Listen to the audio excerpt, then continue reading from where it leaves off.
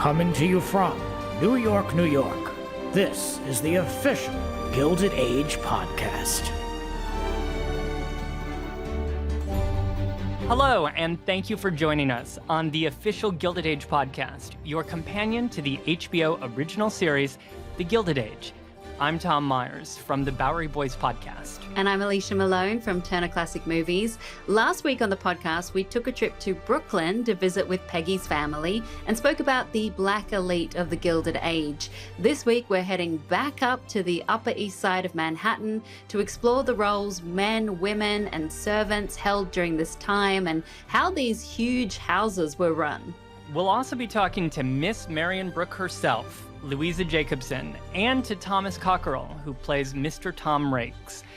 But first, let's dive into episode 5 of The Gilded Age, titled Charity Has Two Functions, written by Julian Fellows and directed by Sally Richardson Whitfield.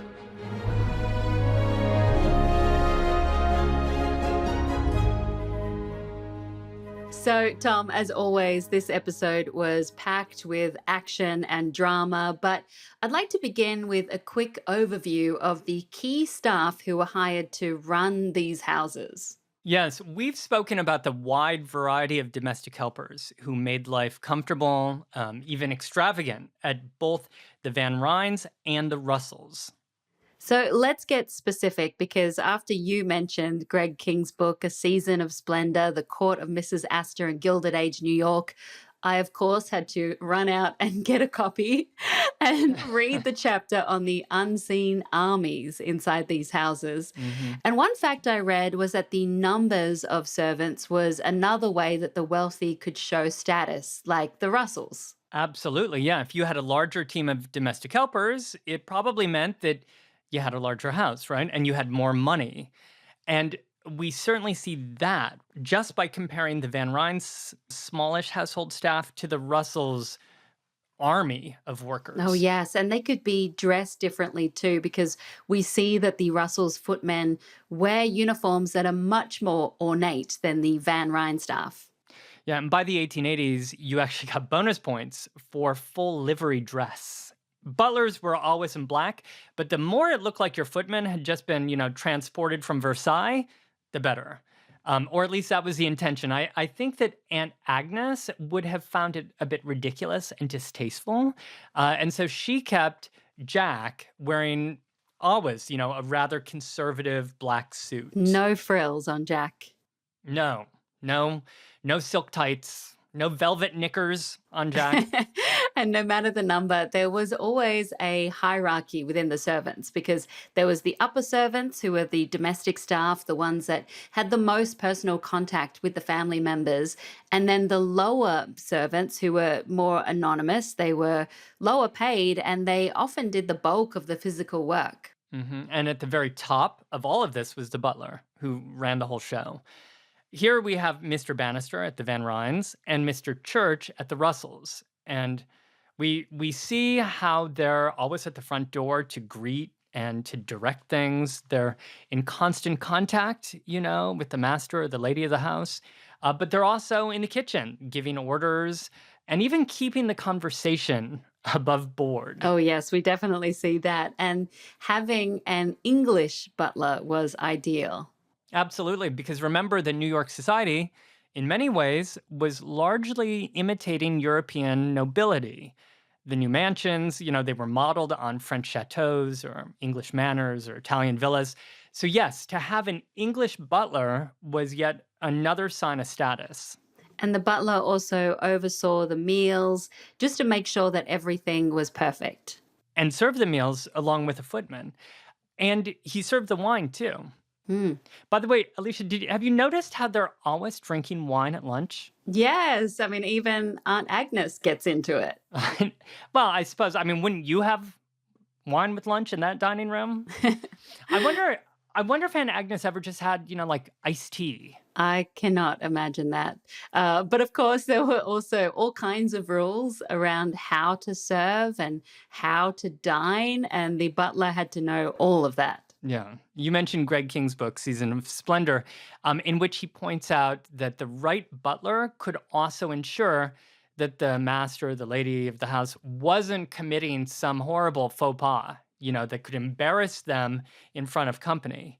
And we've Mm, already seen how important that is to Bertha. absolutely. And then there was the housekeeper. And I find it really interesting that this role was always a woman and always Hmm. referred to as a Mrs., even if she wasn't married.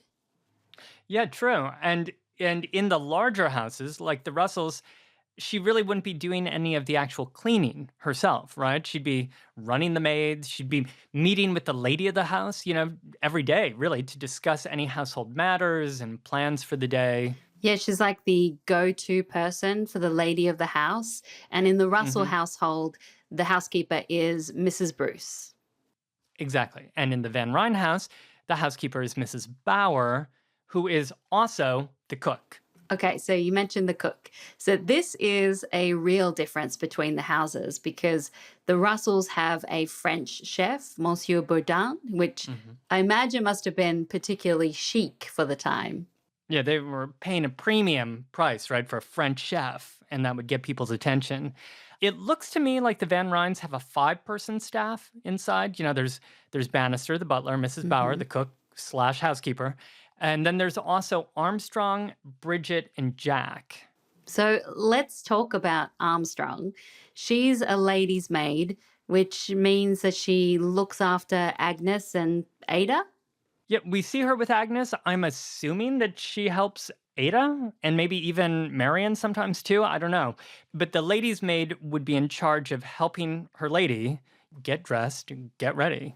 Yeah, I imagine you would need a lot of help to get into those corsets and those dresses, Mm-hmm. and probably help Mm-hmm. with those hairstyles too. Yeah, and with the jewelry and with the shoes, Hmm. and even with keeping all the clothes organized. Ladies' maids would even keep track of when outfits had been worn so that you wouldn't be caught wearing the same dress to the same house during the same season. Oh, can you imagine the horror? And even though Mr. Russell had no corset to be laced into, he also has help. He'd look good in a corset. No, He would. no corset for George Russell. Uh, but he's got some fine outfits. And helping him is his valet, Watson, who, by the way, seems to be brooding, I don't know, about something. He seems kind of mysterious. Have you picked up on that? Yeah, it seems like he has some kind of secret that he's hiding. Hmm. And then at the Van Ryns, there's also Bridget. She is just a Hmm. maid. She's cleaning. She's also helping out in the kitchen. Right. Yeah. And again, there would be more separation of duties in larger homes like the Russells, where a maid might just tend to the cleaning. But Bridget seems to have a wider portfolio of duties, if you will. We see her help Mrs. Bauer with the cooking, but she's probably also cleaning the rooms and tending to the laundry and so on. And then there's Jack. I love Jack. Oh, yeah. He had me from our first encounter in episode 1. Remember? Outside with the broom? Yes. Um, he's like the first person we see. He is a footman and he's ready to follow Bannister's every command. He just ensures that everything runs smoothly. And I know it was particularly important for footmen to be tall, as Jack is. Hmm. So Yeah. then at the Russells, you have all these roles, but just many more people. I mean, it's a bigger kitchen staff, including scullery, who we don't really hear from. There's many more maids, there's laundresses, there's a whole line of footmen. In livery, don't Mm. forget. Yes. And that's only the indoor staff. We haven't even included the outdoor staff, the gardeners, the stablemen. Mm. There were even nighttime security guards for some homes. So by the 1880s here, things were getting increasingly extravagant as the rich were really trying to outdo each other. Ward McAllister, who we will get to in a moment, wrote about this in his 1890s tell-all book, Society as I Have Found It. There were suddenly, at this time, more footmen in livery serving dinner. There were gold-plated table settings instead of silver. There were more orchids in the dead of winter. Oh my gosh, it sounds so expensive. It was, yeah, and it was driving up costs for everyone. McAllister writes that butlers who had been getting paid $40 a month were now getting paid up to $75 a month, Mm. and so on, down the line. And so I am just going to throw out the possibility, Alicia, that people in Agnes's situation might have had an additional reason to detest new money in New York because their extravagance was making life more expensive for everybody. Yeah, that is interesting. I hadn't thought of that. But let's like switch back to Armstrong for a second because in this episode we see how she spends her days off. She's actually looking after her sick mother who lives in a tenement.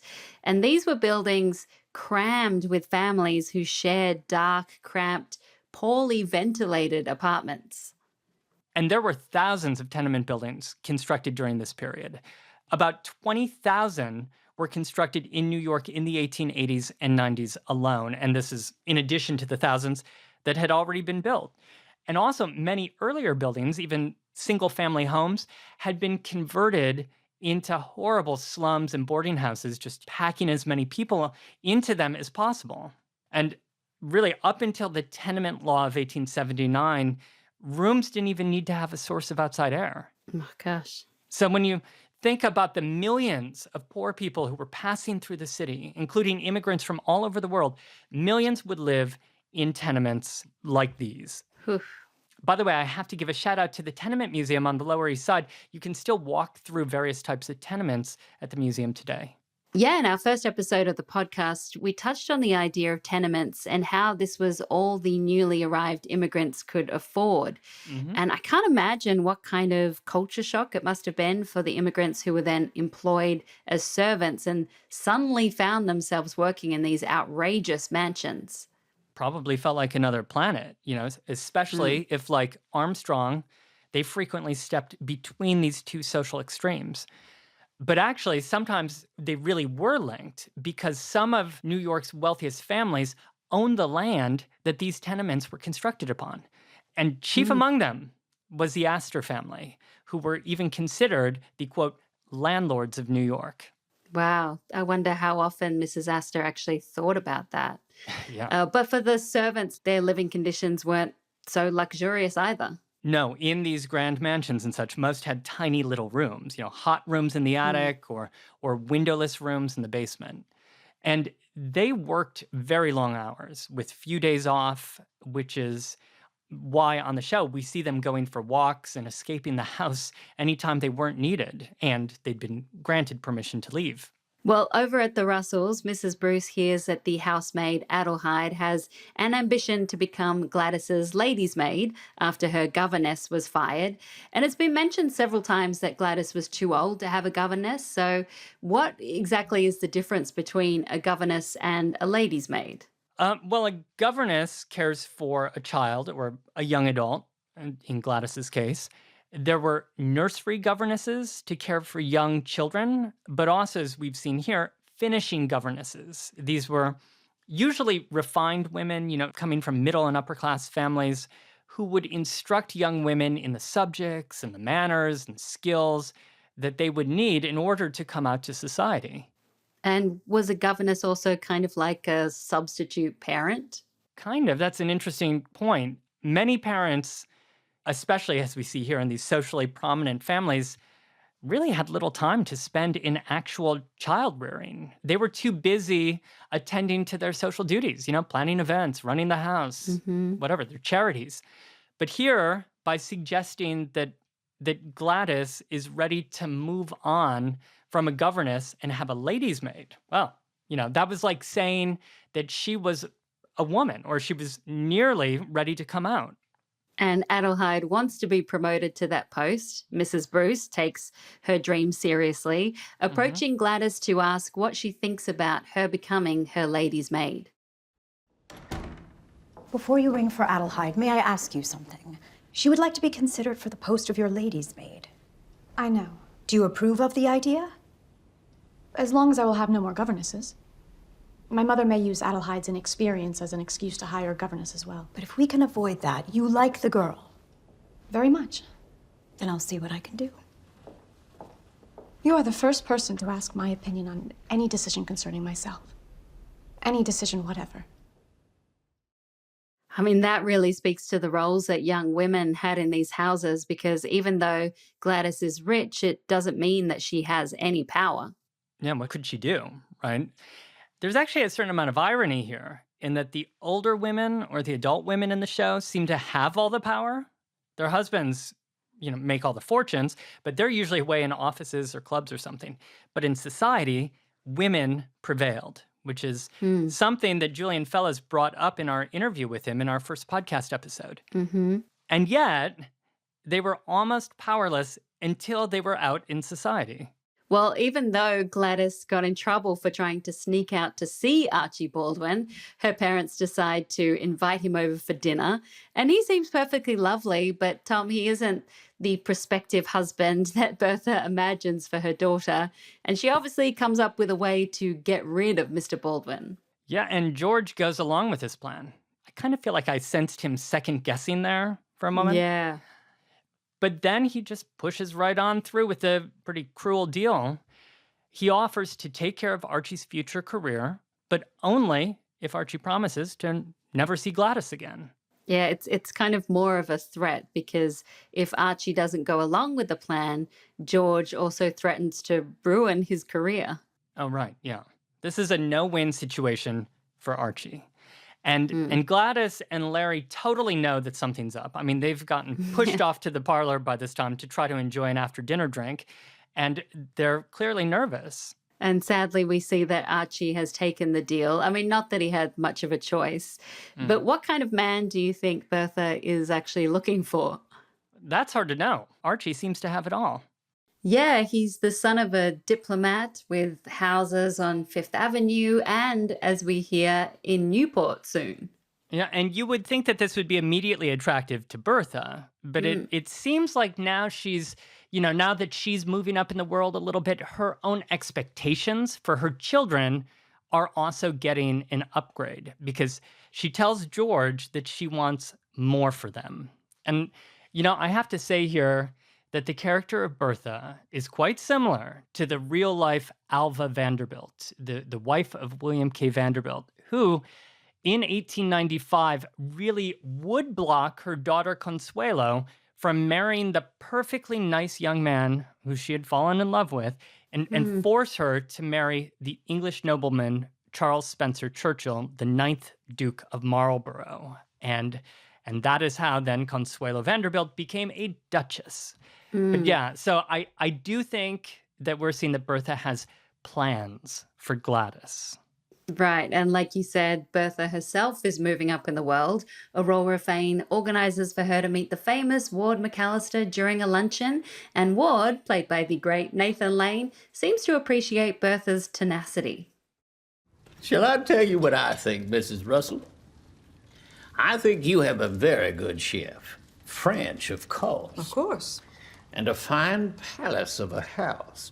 But I don't believe your guest list is quite what you would like it to be. Mr. McAllister, you see through me as if I were glass. We can mend that. You and Mrs. Astor?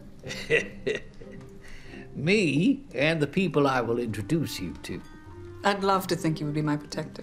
For now, but fairly soon, I'd say you'll be protecting me. Mrs. Russell and Mr. McAllister seem to be getting on well. Why wouldn't they when they are more or less the same person? I love his laugh. It does seem like this luncheon went really well for Bertha. I mean, Ward McAllister is on her side. And Tom, Bertha really seems to have an innate ability to play these kind of society games. Yeah, this lunch was a big moment for Bertha, wasn't it? And actually also for Aurora. And I suppose also for Tom Raikes. I mean, this was clearly a big meal for everybody. But we see Bertha put on full charm. And I don't know about you, but I was rooting for her. Oh, I was too, but I also knew that she could pull this off. Yeah, clearly. And Aurora, I mean, this meal shows, I think, that she's really investing herself, into bringing Bertha into society. It's kind of an amazing transformation for her. Yeah, we see that here and also up in Dansville. I mean, she's really holding up her side of the bargain. And it also seems like she likes Bertha now, or she at least appreciates her. And Tom, I know that you are dying to talk about the real Ward McAllister, and we will explore him in later episodes. But just for now, can you tell us why he was so important and what exactly was his role with Mrs. Astor? Well, Ward McAllister, he was a social arbiter. We might call him today, like the ultimate influencer. He helped Mrs. Astor decide who was in and who was out of high society. During this period, when there was so much new money that was flooding into the city and everything seemed to be in flux, the New York World newspaper would write that he, quote, devoted himself to the task of social discrimination. But I imagine that Mrs. Astor still had the final say. Yes, but he could propose people to her. He could counsel her. And he knew that she had to open up to new money and new people because they were the future, whether she liked it or not. And if she ignored it, she would be the one who was actually left out and ultimately left behind. And we'll leave it at there for now. Okay. Well, speaking of roles, Turner, Bertha's lady's maid, has been recruited by Oscar Van Ryn to act as a spy for him, giving him information so he can try to woo Gladys and get back into the Russells' good books. And Tom, in the clip we heard Charles Fane tell Marian that Ward and Bertha were practically the same person, but I think you could also say the same about Turner and Oscar. Yes. Conniving is the word that comes to mind. From two very different positions, and yet they're both scheming, really, in their own ways, right? It's so fortunate, Alicia, that Turner just literally tripped into Oscar on the sidewalk. Oh, yeah. And wasn't he just the perfect gentleman helping her to her feet? Perfect gentleman. That's Oscar. But speaking of another perfect gentleman, meanwhile, Tom Raikes has helped organize the travel plans for Marian, Peggy, Bertha, Turner, and Aurora up in Dansville, New York. He, organized the whole thing. I mean, what can't he do? Oh my gosh, he really seems to be trying to win Marian over. And, with Dansville being what they say, 200 miles away in Western New York, they have to stay the night at the Dansville Hotel. So was that a real place? It was, yeah. I looked into this, Alicia. I was rummaging through the Dansville press archives. As you do. As one does. And the town did have a hotel built in 1874, the 65-room Highland House, named after its owner, although it would become known as the Dansville Hotel. It's not exactly the hotel that we see in the show, but it was a center of local activity. I'm sure it was very charming. And unfortunately, it would be demolished in the 1970s. Well, they're all in Dansville to hear Clara Barton speak about the Red Cross. So what is the significance of Dansville for that organization? Well, the show nails this historic detail. Clara Barton founded the first chapter of the American Red Cross in Dansville, New York in 1881, the year just before our story takes place. And in the show, Clara Barton sees through Bertha's donation for the social climbing it is, but she is very appreciative of the money, though Anne Morris tells Aurora Fane that she thinks Bertha's involvement is hypocritical. Pull yourself together. I understand. The murderer's wife is trying to buy herself a place in society, and you're happy to take her money. But aren't you ashamed? Do you think you're honoring Patrick by behaving like a child in his memory?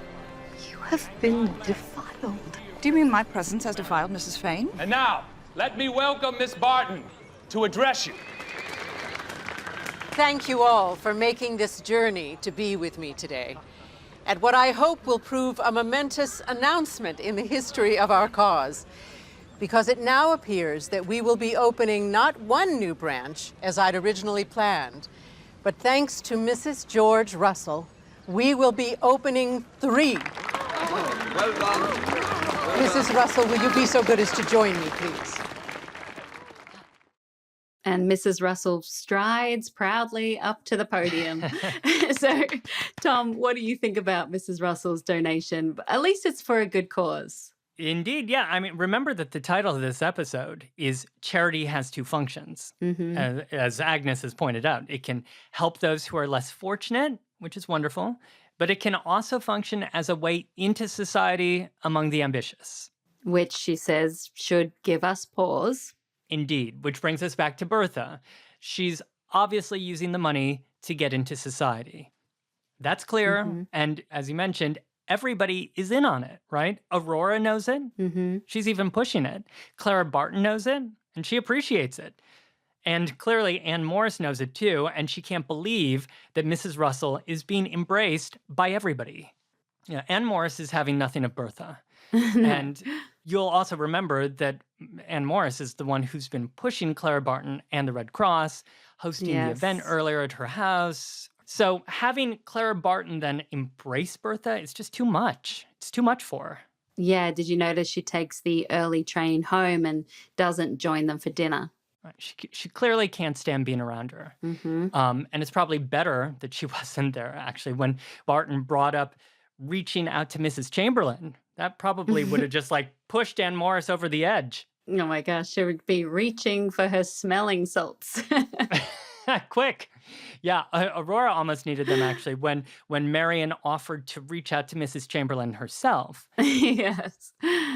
But you know, Alicia, I also got the idea that Anne Morris was kind of uncomfortable being around Peggy. Did you notice that? Yes, I I did. A quick look or did. two. But I don't know. I feel like the way this is evolving, we're kind of running out of sympathy in a way for Mrs. Morris.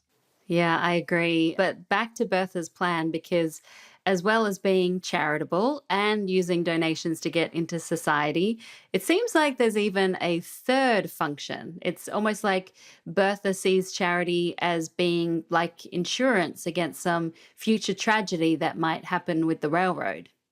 Yes, she mentions it to George earlier in the episode. Get on the public's good side by funding hospitals, and then they'll forgive you if you're ever in a sticky situation. Yeah, well, speaking of sticky situations, how's that for a segue? Later that night in Dansville, there is quite a little romance that plays out in the hallway between Marian and Tom. Yeah, I wasn't sure where that was going. I almost reached for my smelling salts. We'll talk about that scene in a moment with both of these actors. But here we also learn more about Peggy. She opens up to Marian about her true love, Elias Finn, who's a stock boy at her father's pharmacy and who she says changed her life. Yeah, it's interesting that we are slowly getting to know more about Peggy's life throughout this season.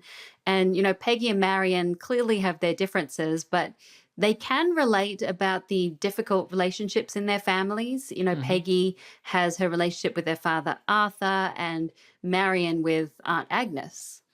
And they bond about being in love and being kissed. And, you know, if nothing else, I feel like we, the audience, kind of let out a sigh of relief here that Marian and Peggy seem to be patching up their differences. Yes, and next we'll talk about Marian and her relationships with the actress who portrays her, Louisa Jacobson, and Thomas Cocoquerel also joins us, who plays Tom Raikes, who, listeners might be surprised to hear, is Australian. He is. This is the official Gilded Age podcast. Stay with us.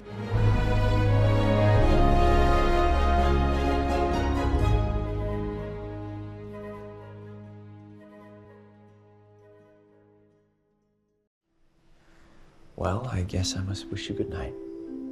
What else have you in mind? I'm not brave enough to say. Mr. Raikes, don't tell me that is why you made the journey. Not entirely. Not at all. Surely. Man can always hope. He cannot hope for that. Have I offended you? You've surprised me. I grant you. Let me surprise you some more.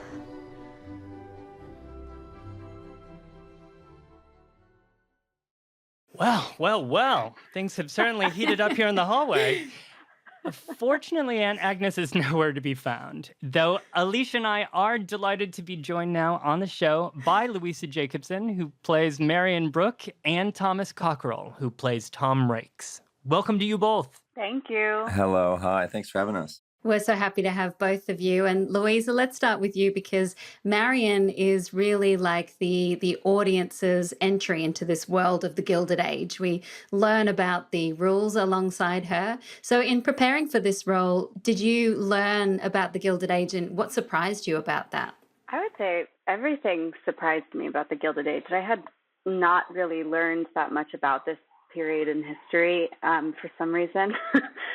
So literally everything I was learning was fascinating. Like, I'm from New York. I'm a New Yorker. But just to realize that the city as I know it really became what it is during that time, like with all the different cultural institutions, public libraries, museums. It's just fascinating. Everything really was so cool. And Louisa, although Marian seems to have a certain innocence to her, you know, Yeah. we've also seen that she's not naive, right? From the beginning, she's actually stood up to Aunt Agnes and pushed back against her rules. What is it that you like about Marian's character? Okay, so this was a really tricky balance for me to strike because she is sort of this ingenue role, right? The Alice in Wonderland of the show. But throughout the whole script, and mind you, some of this has been cut out, I think probably in an effort to have Marian grow over the season or something. But there are little bits peppered in where Marian is like, throws a subtle dagger every once in a while at Agnes or whatever and sort of pushes back against things, which a normal, naive ingenue might not. She would just sort of accept where she is and have dreams, but sort of just be in love and pretty and all this. So I think it was important for me to hold on to those moments where Marian does hold her own and say to Agnes, don't speak badly of my dad. And also she sneaks out of the house, you know, in the pilot, and she asks questions that might feel inappropriate to those around her, but to the audience, it's kind of like what the audience is wondering as well, like about the opera house specifically. Why shouldn't we be excited about a bigger, better opera house? You know, what's the big deal? Money's money. And why shouldn't you take Mrs. Russell's money, you know, for a charity? Right, charity.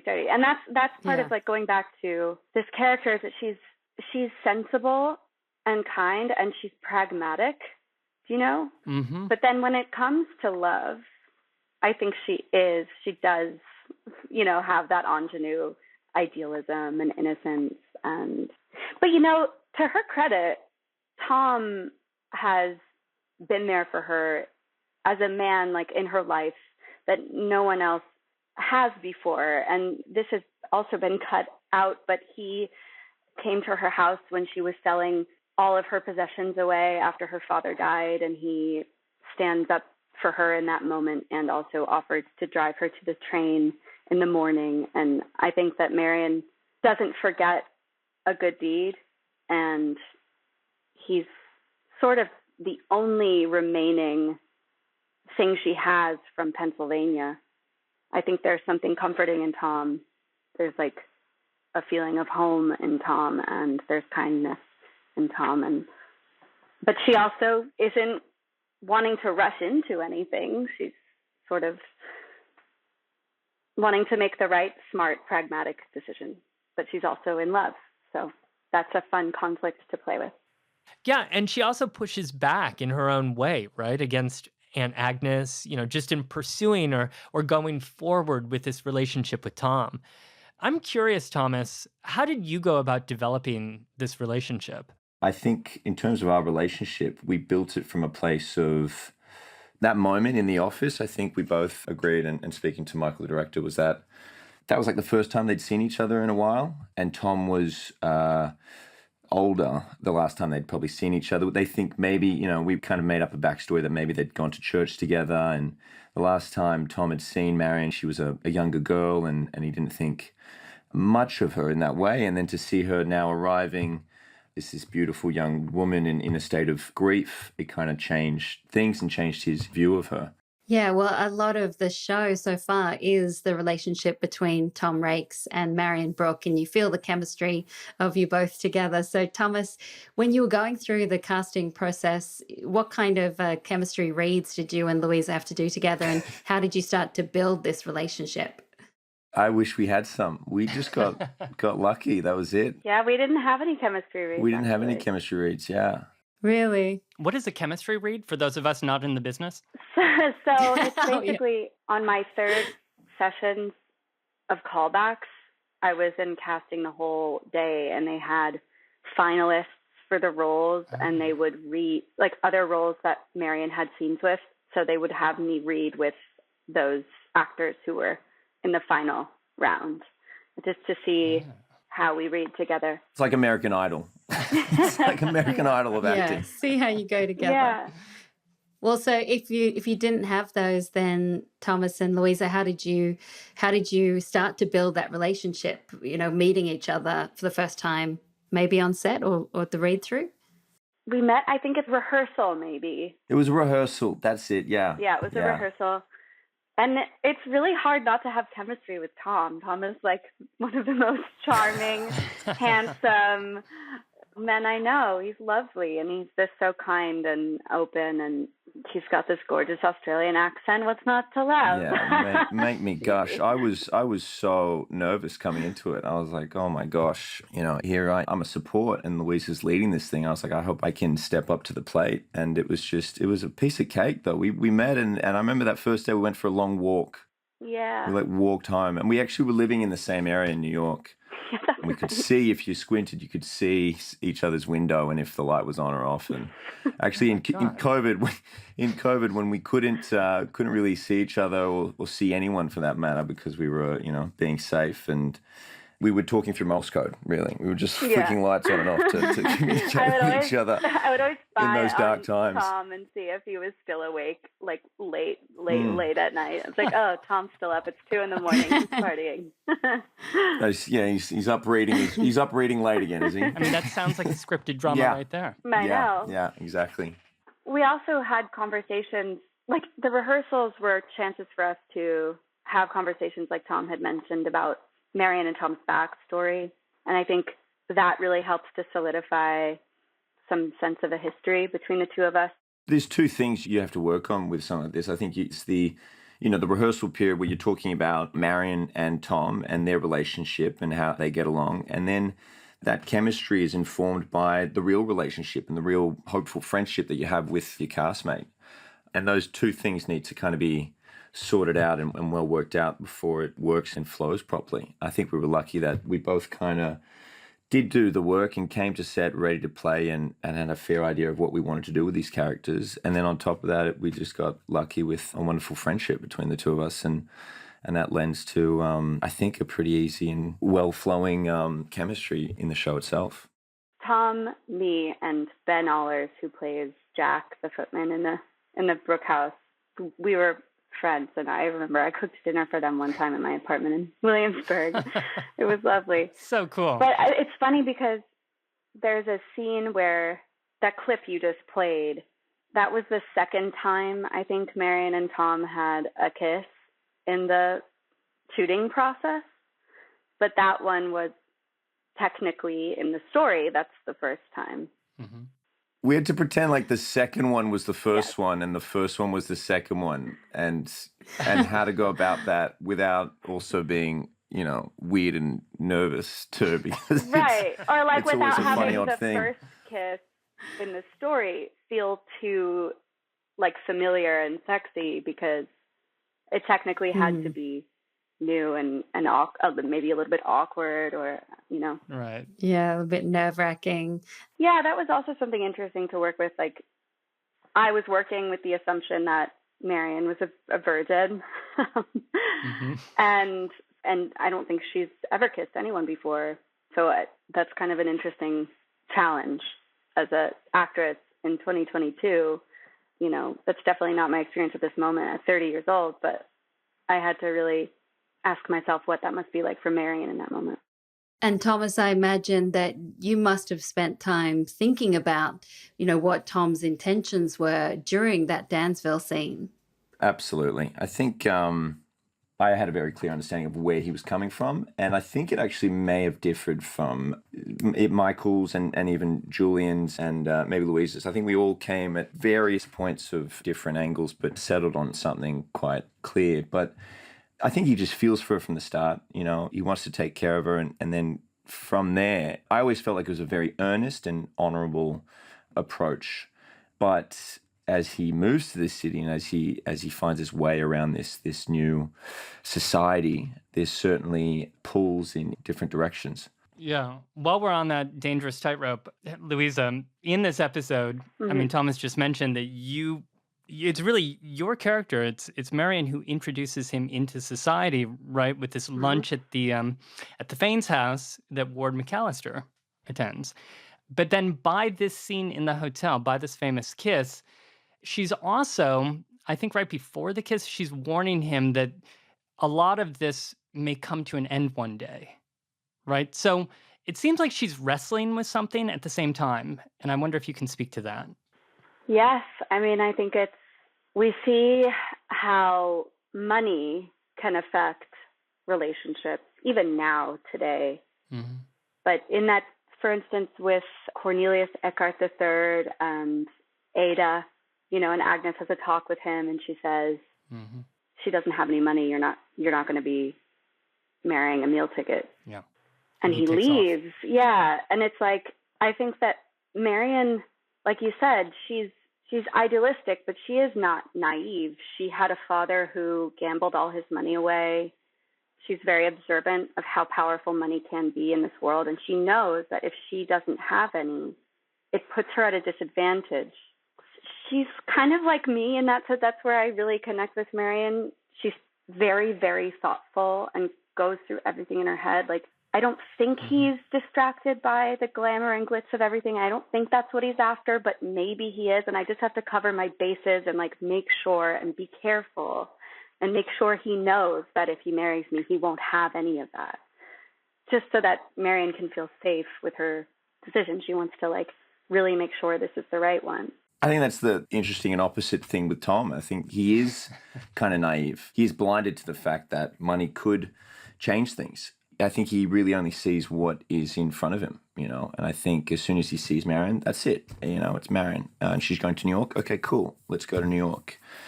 I need a job now to be in New York. Okay, cool. I'll just get a job. But it's always really just about what's in front of him and a short game. I don't think there's much calculation. I think that's where they really differ, is that he doesn't really go down the long path. Because if he did, he'd probably do things quite differently. It's tricky with Tom as well because, you know, Aunt Agnes sort of expects him to be part of society in order to be an appealing prospect for Marian. But then as he does, he gets called an adventurer. So, Thomas, what are your thoughts about that balance? You know, when you start thinking about the beauty of Julian's writing, you can see that he's kind of hinted to these things, even in the naming of his characters. And we realized this one day, like even Louisa's character, Marian Brook, is broke at the start, you know, and isn't coming from much money. Tom Raikes is a rake, you know, and he moves into that world. I think there are clues in the writing that kind of give things away when you look for it. But certainly, I think in terms of an adventurer or a rake or a bachelor, that was always his journey, and I guess it's about where that ends up and where that could go. And that's interesting too. I wanted to ask a little bit just about some of your little rendezvous the two of you had around New York. Let's see, you met in Central Park. You met at the arm of the Statue of Liberty. And on a previous podcast episode, we were speaking with the location manager, Lori Pitkus, on the show. And we were just blown away by what went into recreating those locations. What was it like to shoot at some of these locations outside? I mean, like, Thomas, even in this episode, we see you driving Marian in a carriage. I don't know if that's something you're familiar with, if you do that every day. I can't believe I didn't have more training to do some of that stuff. It was really just like 5 minutes before, they're like, you can do this. And you're like, okay, yeah, cool. And action. You're like, oh my gosh. We were shooting the scene at the train, and Tom Tom's there, and like, you know, Marian has to be very sad in this moment. She's like saying goodbye to Tom. He's her only friend, and she's about to embark on this scary journey, and she has like homesickness and all this. And I'm like in that element, you know, and I'm saying goodbye, and he's like supposed to get on the carriage and sort of. Yeah, we started with the wide. We did the whole scene, the hat tip, the thank you goodbye, and I had literally just 5 minutes before been taught what to do with the horse and carriage. And Louise is like crying, saying goodbye to me. I jump in the horse and carriage, do what I think is right, and the horses go nowhere. No one's moving. No, he's like, walk on. And then there's like, like nothing happens. And he Radio goes, silence. he tries to stay in character so they could like cut around it. Walk on, like, walk on. Walk on. Walk on, walk on. No, and I nothing. just started laughing so hard I couldn't. They weren't having a bar of it that day. No, but in terms of those locations, I think you've mentioned the two. That Central Park day was outrageous. Shooting at Bethesda Fountain was really emotional. Like, it was kind of really, yeah, just for us, that's a dream. You see that location in film, you see people shooting in Central Park, and I think even as an Aussie, to find myself in a Julian Fellows period HBO show in the middle of Central Park, in the middle of a pandemic when, you know, work was so hard to come by. I've just felt so privileged and so lucky to be there. And it was a beautiful, beautiful day. And the amount of extras that we had too, you were doing a 360 turning around and you couldn't not be in the time period. Everywhere you looked, you were transported back in time. It was pretty sensational. It was so romantic. I mean, it was like the height of spring and everything was in bloom. And that's the only time that we really got to shoot in actual Manhattan, you know, because the rest of it was, as you mentioned, Tom, places they had recreated. So it was really, really amazing to actually be in a real place. Also, the scene in the park with Liberty's hand, obviously that was CGI. So we were looking at a pole with an X on it that they had put on a fake plinth. That was CGI? I thought that they had actually constructed something. Wow. I know, it looked so real. Yeah, sorry. Yeah. I mean, maybe I'm not supposed to like ruin the magic of it. You've ruined it now, Louisa. I know. But like, you know, we had to act. Well, like, our endowment work at drama school really paid off. Yeah, like and it was just like this rod. Yeah. Troy is we shot it in Troy, and it was so gorgeous that day too. I was reading House of Mirth throughout the whole process. Tom knows. He made fun of me for how long it took me to read that book, but I just always had it with me. And I would read it in between takes, especially when I needed some inspiration. And there's a line that Edith Wharton so beautifully wrote, just describing a late summer day. And she said something along the lines of the air was filled with powdered gold. And that just, I don't know, it did something. It helped me get back into that scene after such a long day. It's like keeps the magic alive, which is cool. We shot that scene in Troy, and that was another day where it was kind of weird because we were in the middle of this park. You could see like a horse and carriage really a couple of 100 meters away, and you're like, gosh, the detail, that was the most time traveling I think I've ever done in one day. It was really quite detailed and excellent. Well, in this episode, we get to travel to Dansville, and another relationship that deepens after Dansville is the friendship between Marian and Peggy Scott. You know, Marian takes the time to apologize for the boots incident in Brooklyn, and in the clip we have for you, Marian points out the differences between the roles that she and Peggy have to play in society. Take a listen. You have to remember, I'd never met a woman like you before I came to New York. You mean colored? No.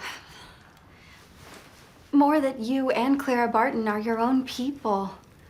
The women I knew in Doylestown just accepted the role of wife and mother, but you make your own path. I can't wait to see your article in print. We'll just have to keep it from your Aunt Agnes. We can add that to the list of what Aunt Agnes doesn't need to know. I just hope Mr. Fortune is happy with it. Are you happy? Living here? Only your mother said. I told you that's family business. But I know what it's like to have your family taken from you. Whatever your quarrel, one day your father will be gone. And you don't want the burden of regret that you never made it up when you could. I don't think it would be heavier than what I'm carrying now. Peggy. Louisa, can you tell us about the friendship between Marian and Peggy Scott? Sure. It begins as a transactional moment. So they meet each other when they're both sort of in very vulnerable points in their lives. Marian's just lost everything, and Peggy's on her way to New York, but she's not sure if she's going to see her parents, and there's some drama there, and she's carrying around a very intense trauma. And so this scuffle happens. She loses her purse, and Peggy feels bad for her, so she buys her a ticket on the train. So it's very transactional, but like I said before, Marian doesn't forget a good deed. And similar to the way Tom showed her kindness when she was in a vulnerable place, I don't think Marian forgets. Like, she really means it when she says to Peggy, "Thank you for what you did. Please ask for me when you come for the money," because, you know, Marian wants to thank her again. So I think she just really appreciates that gesture. It grows into something more. I think Marian doesn't understand the dangers that Peggy lives with as a Black woman. Marian remains ignorant to that, makes assumptions about Peggy being poor, which is funny because Peggy bought her train tickets. And Marian is very well-meaning and wants to go make a surprise visit at Peggy's home and wants to be useful. She always wants to be useful. So she brings her these shoes, old shoes, interrupts her mother's birthday brunch, you know. So that scene was it was one of the most challenging and rewarding scenes to film in the entire process for me, just to be across Audra McDonald and John Douglas Thompson and to be so embarrassed and humiliated. But we really pushed, me and Danae really pushed for there to be a serious riff, a very serious confrontation, because in earlier renditions of the script, they, number one, were really fast friends, and number two, that moment after the shoes was sort of reconciled really quickly. Mm-hmm.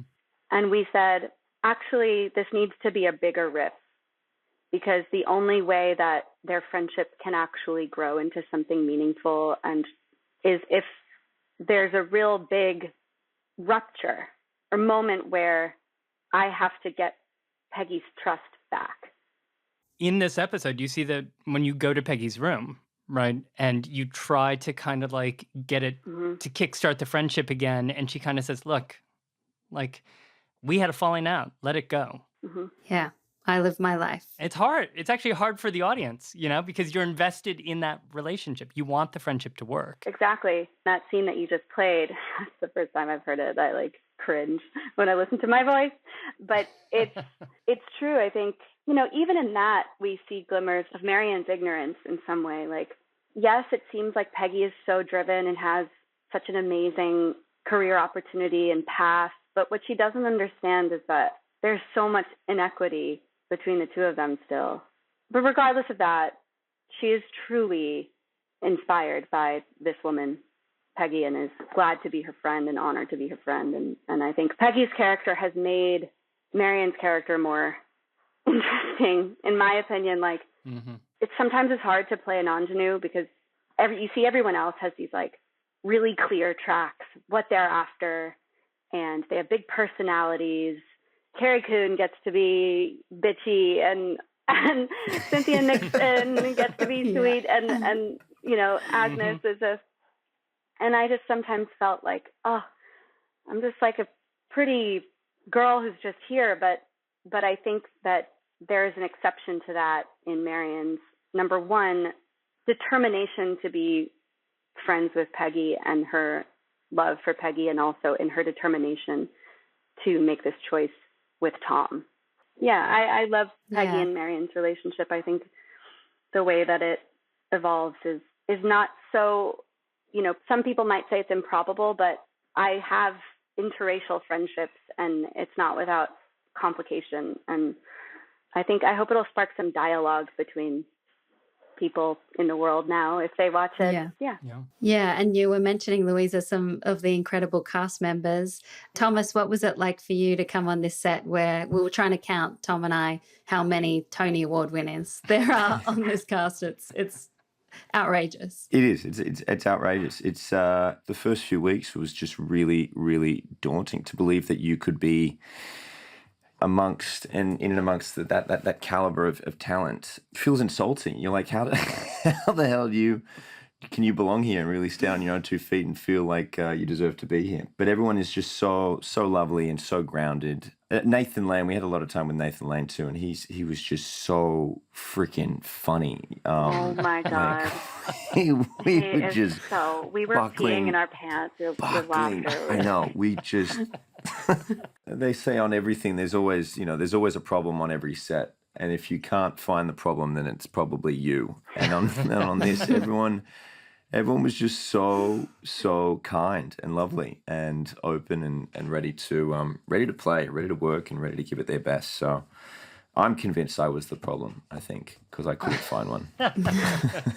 Oh, come on. Louisa, Marian obviously also lives, in the home of her 2 aunts, played by Christine Baranski and Cynthia Nixon, both of whom we've spoken to on the podcast already. And they pointed out how different their characters are from each other. And then your character comes and brings another dynamic to that house as well. What was it like working with Christine and Cynthia and developing a kind of rapport between the 3 of you? Oh my God, it was a dream. It was a dream to work with those 2. They are veteran TV actors, and they have their roots in theater. So I just watched and learned. It was like a master class the entire time. It felt like I was cast in this a few months after I'd graduated Yale School of Drama, and I just felt like this entire process has just been a continuing of my education. And the way that they can dive so deep into truth and stay consistent every single take, no matter how many takes, they go there every single time, and they hit all the moments so perfectly. And I was playing catch up, and I was learning, this is a big arena to sort of put yourself out there and learn. And so it was a very daunting and vulnerable process for me, and it still is, especially now that it's released to the public.